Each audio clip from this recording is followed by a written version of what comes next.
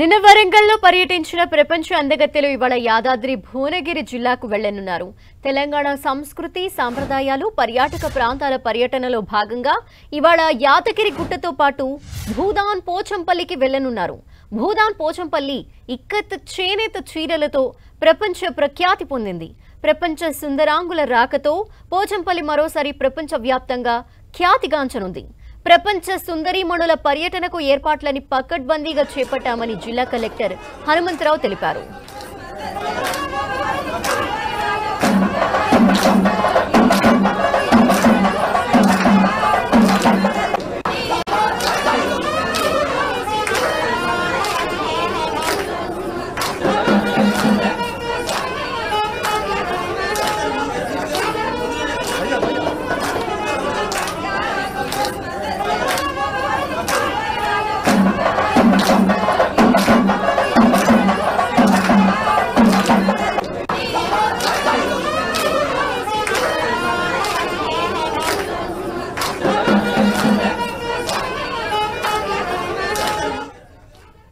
Miss world contestants నేటి పర్యటనలకు సంబంధించిన complete details మా ప్రతినిధి చంద్రశేఖర్ అందిస్తారు. చంద్రశేఖర్.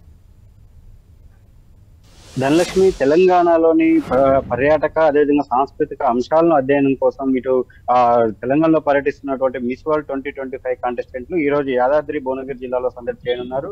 ఇటు 2 బృందాలుగా ఈ రోజు జిల్లాకు రానున్నారు. ఇటు ఆఫ్రికా దేశాలకు సంబంధించిన మొత్తం 25 మంది ప్రతినిధులు సాయంత్రం 6 గంటల నుంచి 8 గంటల వరకు ఇటు పోచంపల్లిలో సందడి చేయనున్నారు. పోచంపల్లికి చేరుకున్న తర్వాత 6 గంటలకి పోచంపల్లికి చేరుకున్న తర్వాత వాళ్ళకి కోలాటాలతో సాంప్రదాయ ఏదైతే తెలంగాణ సాంప్రదాయాలతో వాళ్ళకి స్వాగతం పలకనున్నారు. అక్కడ తెలంగాణ సంస్కృతికి సంబంధించి అక్కడ ముగ్గులు వేయడం, అదే విధంగా చేనేతకు సంబంధించి చేనేత మగ్గాలు ఎలా వేస్తారని చెప్పి లైవ్ గా కూడా వాళ్ళకి డెమో ఇవ్వనున్నారు. ఆ తర్వాత అక్కడ మొత్తం కూడా అంటే ఈ చేనేతకు సంబంధించి కేవలం ఒక పోచంపల్లి కాకుండా తెలంగాణలో ఉన్నటువంటి సిద్దిపేట గొల్లబొమ్మ కావచ్చు, అదే విధంగా గద్వాల్, నారాయణపేట ఈ సంబంధించిన అంటే మొత్తం అవైలబుల్ తెలంగాణలో అవైలబుల్ ఉన్నటువంటి ఇక్కత్కి సంబంధించి కావచ్చు, చేనేతకు సంబంధించి అన్ని వెరైటీస్ తో దాదాపు 25 స్టాళ్లను ఏర్పాటు చేశారు. వాటన్నిటిపైన అన్నిటిని వాళ్ళు సందర్శించనున్నారు. ఆ తర్వాత అక్కడ ఒక ర్యాంప్ వాక్ కూడా ఏర్పాటు చేయడం జరిగింది. ఇక్కత్కు సంబంధించిన ఏదైతే డిజైనర్స్ అంటే ఇటు ఇండో వెస్టర్న్ కి సంబంధించిన లింక్ లో తయారు చేసినటువంటి చేనేత వస్త్రాలు ధరించి కొంతమంది మోడళ్లను కూడా